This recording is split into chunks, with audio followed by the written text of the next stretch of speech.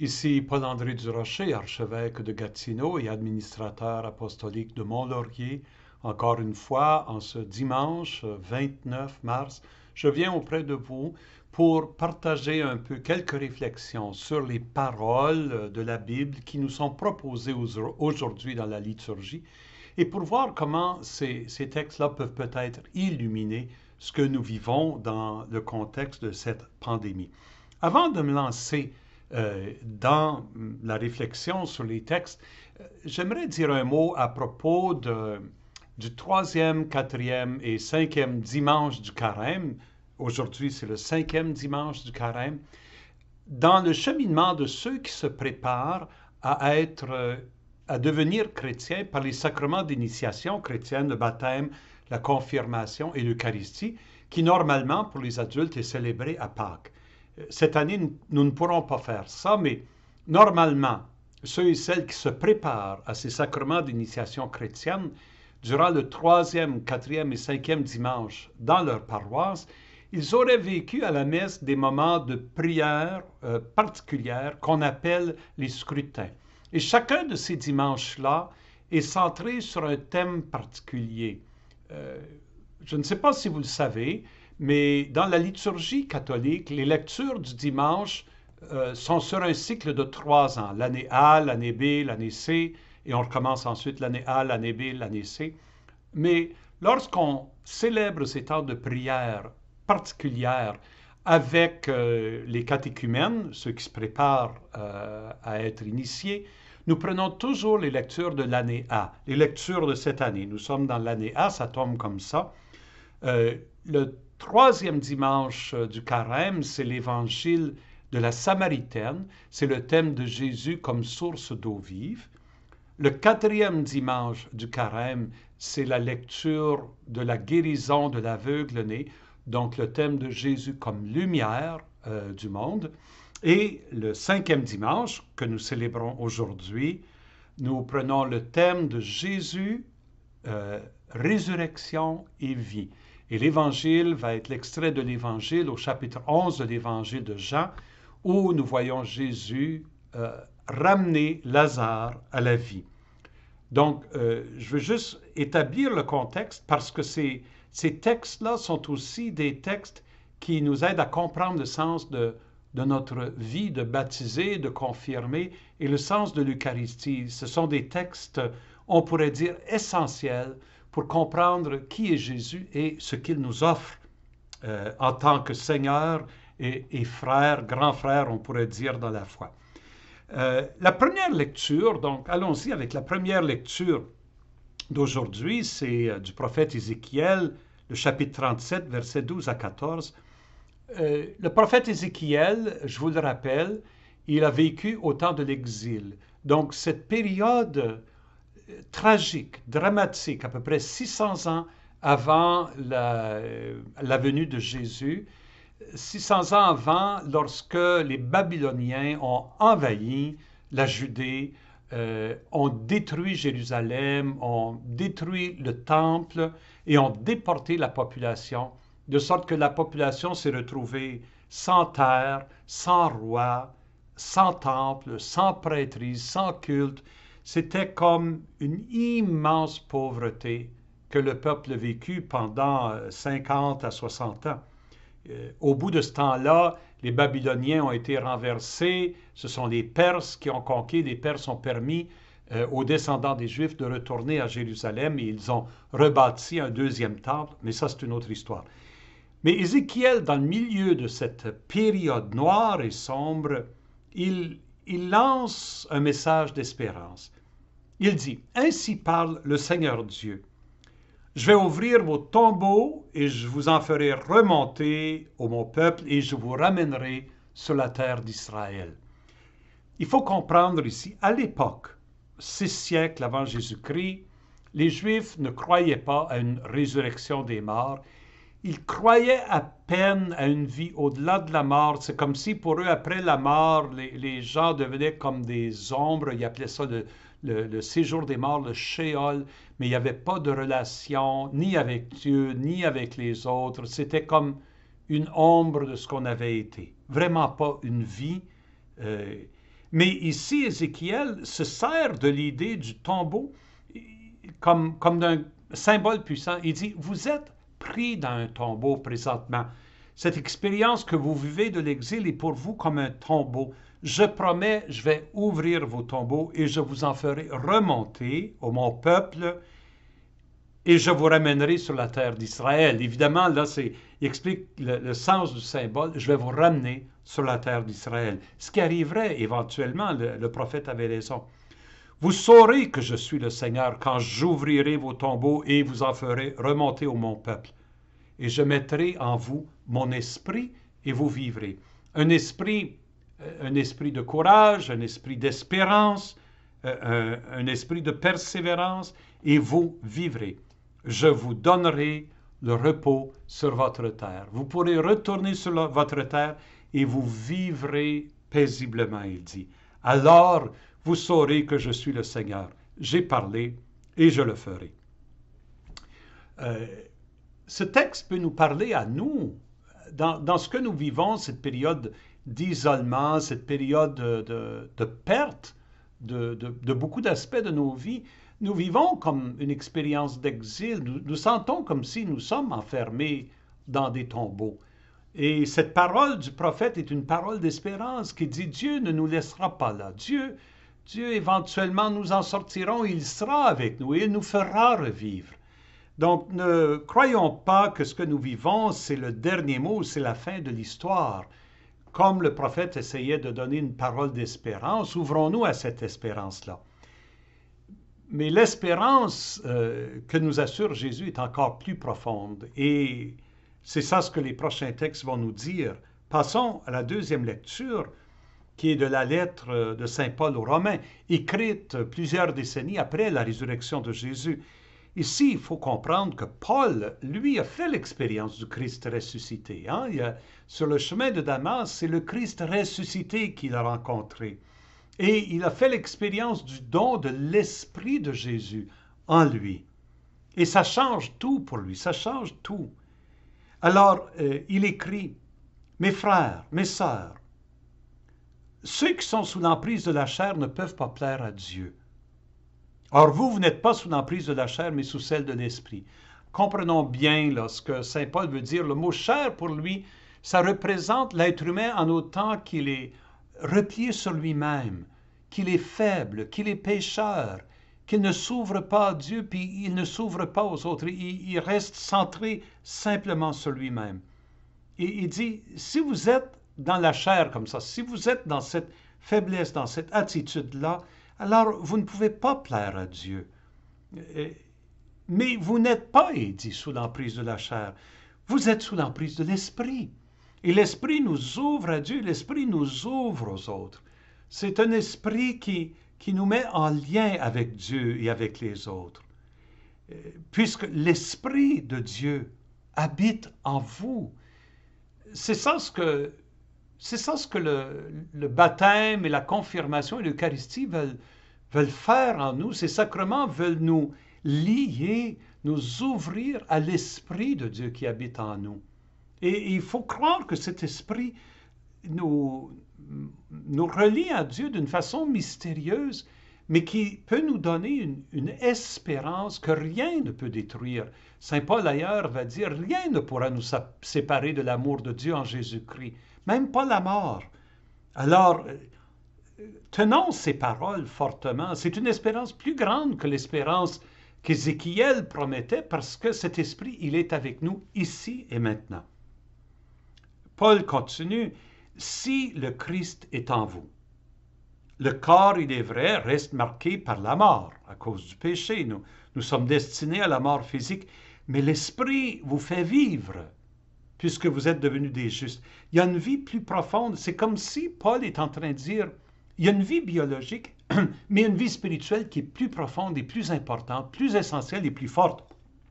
Elle est plus forte que la mort physique.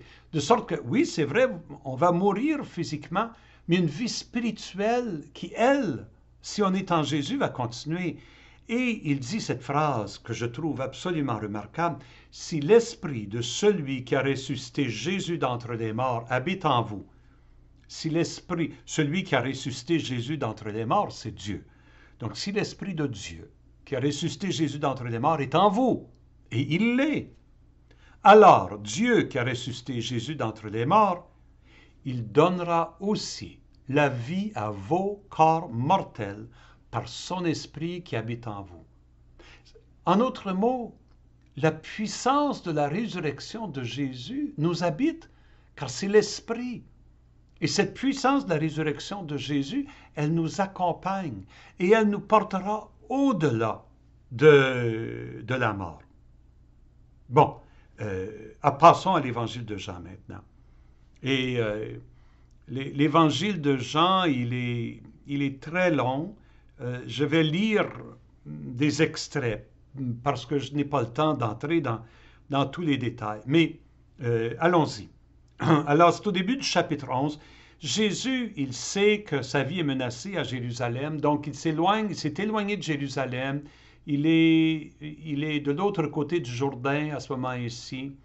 Et Béthanie est à peut-être une demi-heure de marche de Jérusalem. Béthanie, c'est là que demeurent trois des amis de Jésus. Deux frères et une sœur, deux sœurs et une frère, Lazare, Marthe et Marie. Et Jésus probablement était habitué à vivre là quand il allait à Jérusalem. Il était proche d'eux autres, il les aimait. Alors, Marie et Marthe envoient dire à Jésus, « Seigneur, celui que tu aimes est malade. » Et elle ne demande rien, elle l'informe. Mais de fait, on va voir dans la suite du récit, de fait, Lazare, par le temps que le message arrive à Jésus, Lazare est déjà mort, et Jésus le sait. Lazare est mort. En apprenant cela, Jésus, il dit, « Cette maladie ne conduit pas à la mort. » Et pourtant, il sait qu'il est mort. Cette maladie ne conduit pas à la mort, elle est pour la gloire de Dieu. Et il continue, afin que par elle, le Fils de Dieu soit glorifié. Elle est pour la gloire de Dieu, afin que par la maladie de Lazare, le Fils de l'homme, lui, le Fils de Dieu, lui aussi soit glorifié. Le mot gloire est important chez Saint Jean. Souvent, Jésus parle de la gloire de Dieu, il va parler de sa gloire à lui. Pour nous, la gloire, c'est comme on pourrait dire, un prestige. C'est d'être le numéro un, c'est d'être couronné, c'est d'être le vainqueur, d'être connu comme ça, d'être populaire. C'est ça la gloire. La gloire. Alors que pour l'évangile de Jean, la gloire a un autre sens. C'est la manifestation de l'être intérieur, de la vérité de quelqu'un. C'est ça la gloire. Et la gloire de Dieu, c'est la manifestation de qui Dieu est. Et Dieu est amour. Alors que l'amour de Dieu soit manifesté, c'est ça la gloire de Dieu. Et l'amour de Dieu va être manifesté dans ce que Jésus va faire pour Lazare. Mais en même temps, il y a quelque chose d'autre qui va arriver. Lazare va revenir à la vie physique, mais à cause de ça, il y en a qui vont aller raconter aux pharisiens ce que Jésus a fait. Les pharisiens vont le rapporter au Sanhédrin, le tribunal suprême à Jérusalem, et à partir de ce moment-là, le Sanhédrin va décider que Jésus doit mourir. Donc, la résurrection de Lazare, on pourrait dire, signe l'arrêt de mort de Jésus. Mais pour Jésus, l'heure de sa gloire, c'est la croix, justement.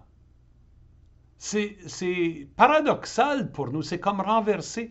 Mais pour Jésus, sur la croix, son être profond est manifesté parce qu'il manifeste sa fidélité totale à son Père et son amour total pour ses frères et ses sœurs. Il se donne jusqu'au bout. Il est l'homme complètement donné et il donne même sa vie.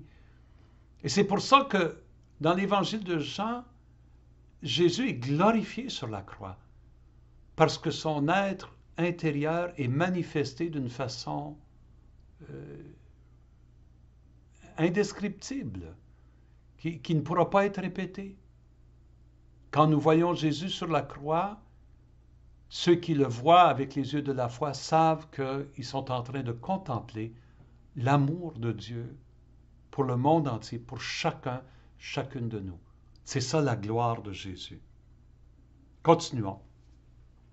Alors, il dit, quand il apprit qu'il était malade, Lazare, il demeura 2 jours encore à l'endroit où il se trouvait, puis il dit aux disciples, retournons en Judée.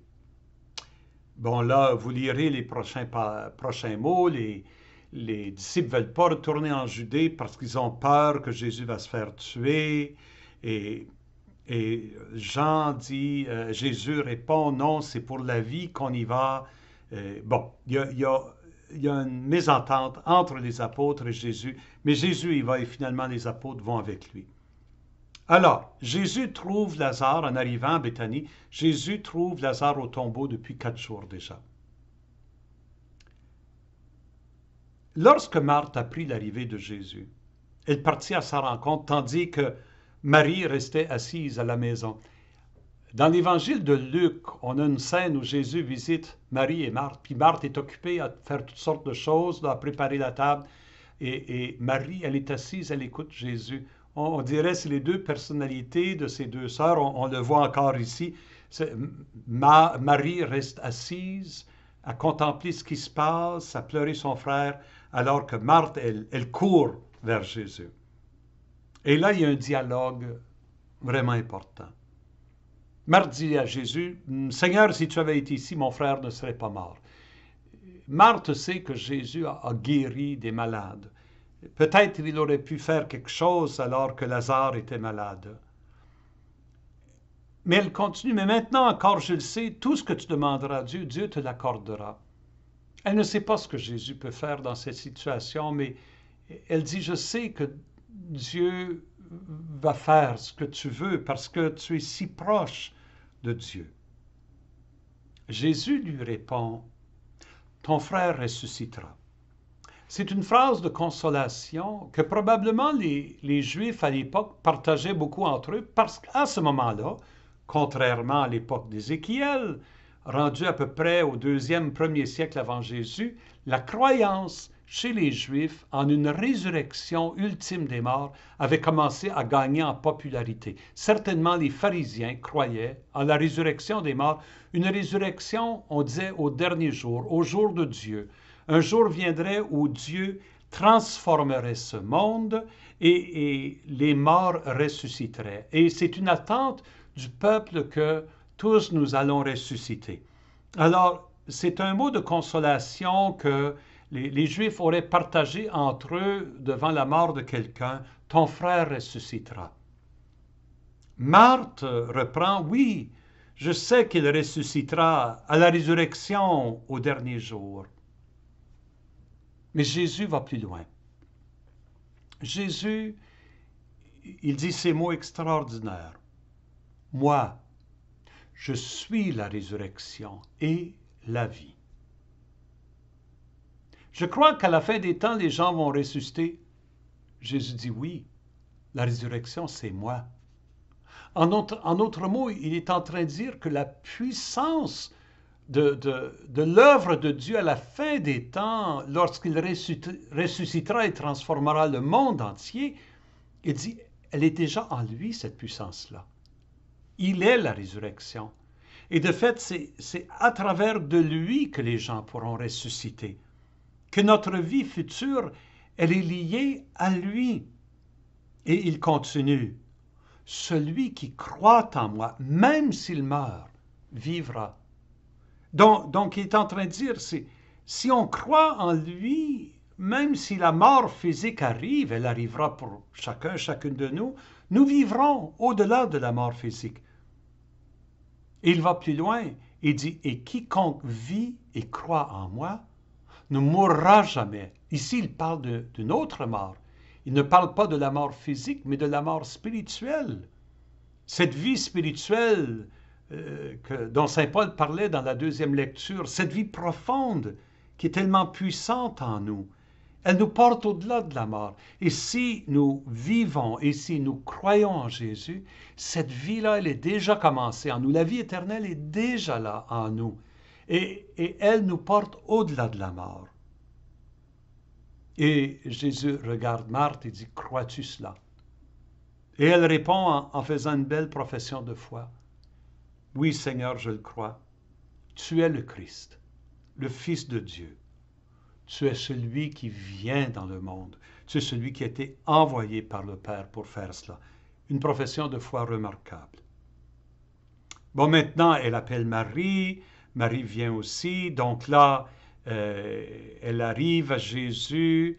Elle pleure la mort de son frère. Et Jésus, quand il vit qu'elle pleurait et que les Juifs venus avec elle pleuraient aussi, Jésus, en son esprit, fut saisi d'émotion. Il fut bouleversé. C'est quoi l'émotion qui habite Jésus à ce moment-là? Les mots grecs semblent indiquer une émotion presque de colère, de grande frustration. Pourquoi Jésus est-il frustré, en colère? C'est parce qu'il est en train de voir l'effet de la mort sur les gens. Il est en train de voir comment la mort vient enlever la joie de la vie des gens, vient enlever l'espérance de la vie des gens. Et devant cette puissance de mort, la puissance du mal, il y a comme en lui une colère qui s'élève. Il demande, où l'avez-vous déposé? Il lui répond, Seigneur, viens et vois. Et là, il est pris encore d'émotion, il se met à pleurer. Beaucoup d'auteurs pensent que la résurrection de Lazare, la mort et la résurrection de Lazare, c'est aussi un peu une préfiguration de la mort et de la résurrection de Jésus. Jésus sait qu'il s'en va vers la mort. Alors, quand il se trouve devant la tombe de Lazare, il confronte peut-être sa propre tombe. Il confronte peut-être sa propre mort. Et comme dans le jardin de Gethsémani, là où il vit une agonie terrible, où Saint Luc nous dit que sa sueur était comme des gouttes de sang, ici aussi, Jésus, il pleure. Jésus ne va pas vers la mort allègrement, dans la joie, comme s'il n'y avait pas de problème. Jésus va faire l'expérience horrible et terrible de la mort. Et ça le remplit d'effroi comme nous. Mais il sait aussi qu'en faisant l'expérience de la mort, il va rentrer, on pourrait dire, dans la gueule du loup, dans la puissance du mal, pour déjouer ces puissances-là, parce qu'il a confiance dans le Père. Les Juifs, eux, voient ces pleurs, ils pensent que c'est une émotion de sympathie, de compassion, certainement que c'est ça aussi. Les Juifs disaient, voici comme il l'aimait. Mais certains d'entre eux dirent, « Oh, lui qui a ouvert les yeux de l'aveugle, ne pouvait-il pas empêcher Lazare de mourir? » C'est terrible comment il y a des gens qui, même devant des gestes de bonté, de compassion, trouvent encore quelque chose à critiquer. Vendredi, il y a 2 jours, le pape François a prié sur la place Saint-Pierre, seul pour le monde entier. Il a pris le Saint-Sacrement, il a béni le monde entier. Il nous a donné des paroles de courage, des paroles vraiment interpellantes. Et sur un site web, j'ai vu quelqu'un critiquer le pape, il n'a pas fait la génuflexion devant le Saint-Sacrement. Ça me décourage d'entendre des commentaires comme ça. Premièrement, le pape ne peut pas. Il a une douleur, un problème au nerf sciatique qui l'empêche, il boite quand il marche. Il ne peut pas faire de génuflexion.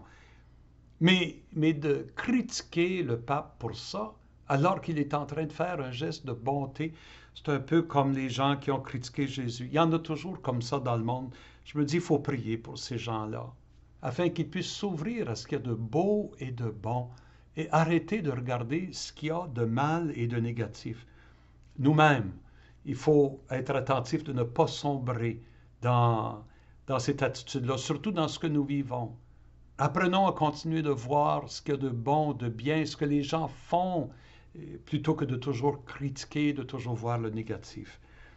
Bon, je continue. Jésus, repris par l'émotion, arriva au tombeau.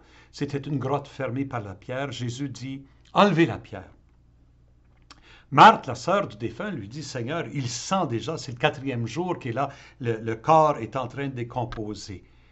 Jésus se tourne à Marthe. C'est drôle parce que Marthe vient d'exprimer sa foi en Jésus. Il dit, je suis la résurrection et la vie. Elle ne comprend pas encore ce que Jésus s'apprête à faire. Elle n'imagine pas ce qu'il est capable de faire. Alors, il dit, ne te l'ai-je pas dit, si tu crois, tu verras la gloire de Dieu. Dieu va manifester sa gloire ici et maintenant. On enleva donc la pierre.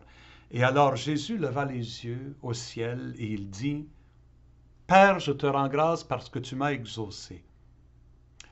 Jésus ne prie pas une prière de demande, il prie une prière d'action de grâce. Il remercie déjà le Père. Il sait que sa volonté à lui, elle est la même que celle du Père. Et ce qu'il veut faire, le Père veut le faire aussi.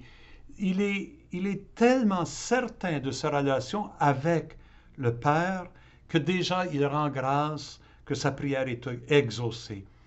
Et il continue, je le savais bien, moi, que tu m'exauces toujours, mais je le dis à cause de la foule qui m'entoure, afin qu'ils croient vraiment que c'est toi qui m'as envoyé, afin que, en voyant ce que Jésus va faire, ils vont comprendre enfin que Jésus est l'envoyé du Père et qu'il veut donner l'amour du Père au monde. Et après cela, il cria d'une voix forte, « Lazare, viens dehors !» Et de fait, littéralement, du grec, on pourrait traduire « Lazare, ici, dehors ». C'est intéressant, hein? Ici, c'est à côté de Jésus. C'est un peu comme si Jésus dit « Viens à moi et tu vivras ». Cette parole-là, elle nous est adressée à chacun et à chacune de nous, dans quelque tombeau que nous nous trouvions. Jésus nous dit individuellement, viens à moi. Et dehors, trouve la liberté de vie que je veux te donner, cette vie spirituelle profonde. Viens vers moi et tu la trouveras. Et même si tu es enfermé, tu vas découvrir que tu es libre. Tu vis d'une liberté que des murs ne peuvent pas empêcher. Et tu vas te sentir comme si tu es dehors. C'est ça ce que Jésus dit. Jean ne met pas beaucoup de détails sur le miracle. Il fait simplement dire, et le mort sortit, les pieds et les poings liés par les bandelettes, le visage enveloppé d'un suaire, comme on préparait les corps morts, comme on va préparer le corps de Jésus lorsqu'on va l'enterrer. Jésus dit, déliez-le et laissez-le aller. J'aimerais juste faire remarquer ici que la résurrection de Lazare, on pourrait peut-être appeler ça une réanimation plutôt qu'une résurrection. Ce n'est pas du tout comme la résurrection de Jésus. C'est comme une image de la résurrection de Jésus, comme presque un symbole de la résurrection de Jésus. Parce que, voyez les différences, hein?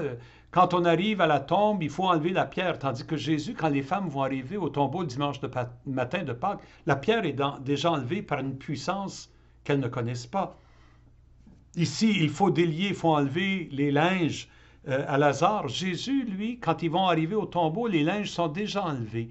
Ce sont des signes de quelque chose d'inconcevable qui est arrivé à Jésus.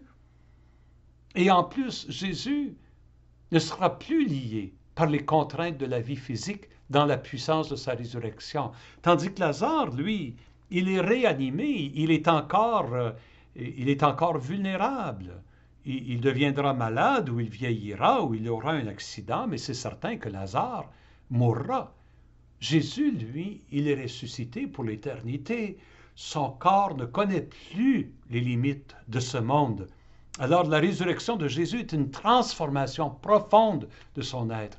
Saint Paul, pour expliquer ça, il dit, c'est comme on prend le corps humain, physique, on le sème dans la terre comme si on sème la semence d'un grand arbre, et il y a un immense arbre qui en sort.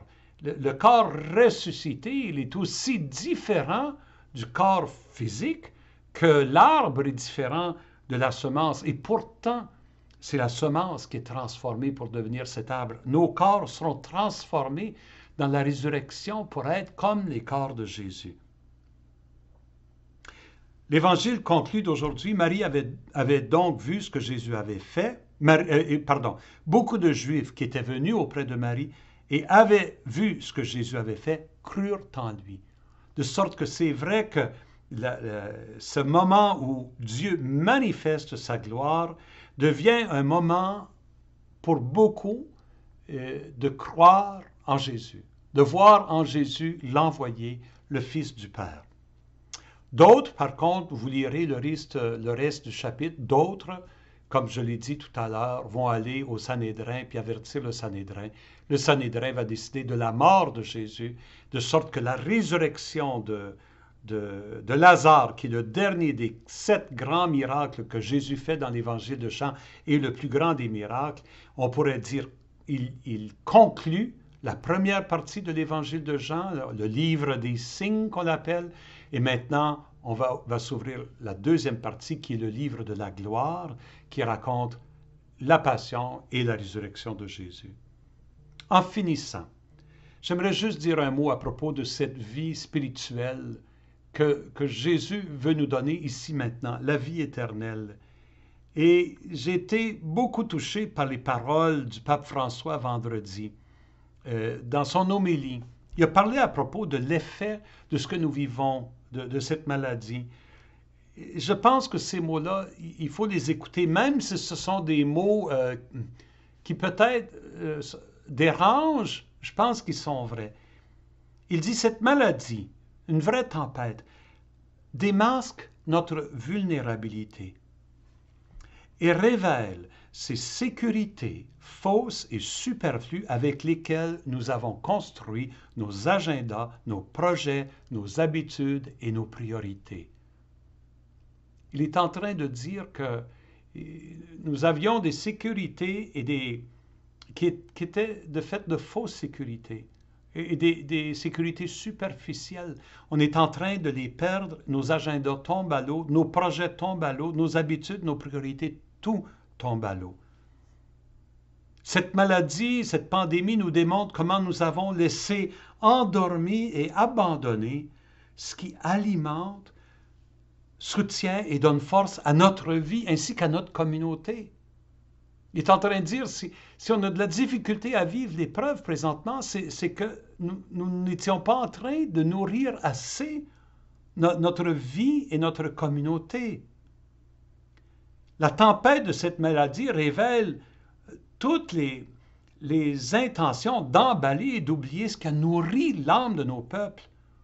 Toutes ces tentatives d'anesthésier avec des habitudes apparemment salvatrices, incapables de faire appel à nos racines et d'évoquer la mémoire de nos anciens en nous privant de l'immunité nécessaire pour affronter l'adversité. C'est extraordinaire ce qu'il est en train de dire ici. Nous avons perdu l'immunité nécessaire pour affronter l'adversité parce que nous avons perdu la mémoire de nos racines de foi. À la faveur de la tempête est tombé le maquillage des stéréotypes avec lesquels nous cachions nos égos, toujours préoccupés de leur image. Il reste maintenant seulement ceci. Encore une fois, l'appartenance commune et bénie à laquelle nous ne pouvons pas nous soustraire, le fait d'être frères et sœurs les uns des autres. Voilà l'essentiel. Le pape François dit que cette expérience est une expérience décapante, mais elle est en train d'enlever du vieux vernis pour nous permettre de retrouver l'essentiel. Et cet essentiel-là, c'est parce que ma façon de le dire, c'est que nous, on veut tous vivre plus, mais on pense que pour vivre plus, il faut avoir plus d'amis, avoir plus d'expérience, avoir plus d'argent, avoir une maison, une plus grosse maison, avoir une auto plus grande, avoir un meilleur poste à l'ouvrage. On pense tous que vivre plus, c'est avoir plus. Mais mes amis, c'est faux ça. Vivre plus, c'est être plus. Et ce que nous sommes au fond de nous-mêmes, et peut-être on est en train de le redécouvrir, ce que nous sommes dans le fond. Nous sommes des êtres de relation. Relation avec nos frères et nos sœurs et relation avec ce mystère qui nous entoure et qui nous habite, que nous nommons Dieu. En Jésus, en Jésus, Dieu a voulu nous rappeler ça, nous dire cela, et nous montrer le chemin de vivre l'essentiel, de vivre non pas au niveau de l'avoir, mais de l'être. Et j'ai l'impression que c'est ça ce que le pape est en train de nous dire, et c'est peut-être ma prière pour vous aujourd'hui, même si cette expérience est décapante, euh, laissons-nous décaper. Essayons de redécouvrir l'essentiel. Nous sommes faits pour être des hommes et des femmes de relation. Et en relation avec Jésus, nous pouvons connaître la puissance de cette vie, une vie spirituelle, une vie éternelle qui nous amènera au-delà de toute maladie et de toute mort physique. C'est ma prière pour vous en ce 5e dimanche du Carême. Et c'est la prière avec laquelle je vous bénis au nom du Père, du Fils et du Saint-Esprit. Amen.